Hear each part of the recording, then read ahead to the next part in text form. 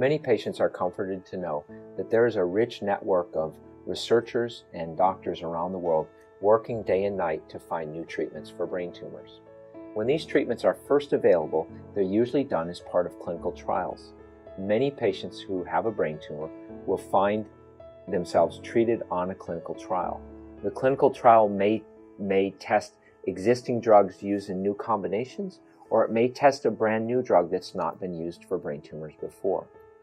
All clinical trials involve a certain amount of risk and require very careful explanation from the physician or researcher who's running the clinical trial to explain to the individual patient what the benefits and potential risk would be of that. All of the treatments that we give today at one point were tested in clinical trials and were found to have a positive results.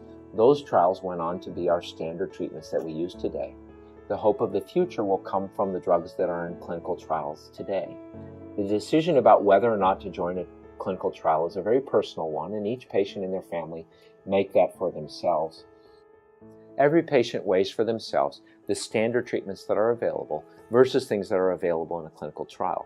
Remember, everything that we use today as a standard trial was in the past part of a clinical trial that proved to be successful, and that moved over to being a standard treatment. You and your oncologist and your family will decide whether a particular clinical trial offers enough promise and hope for you to choose that over a standard treatment, or you may move to a clinical trial after you've tried one of the standard treatments and it's not working as well as we would like.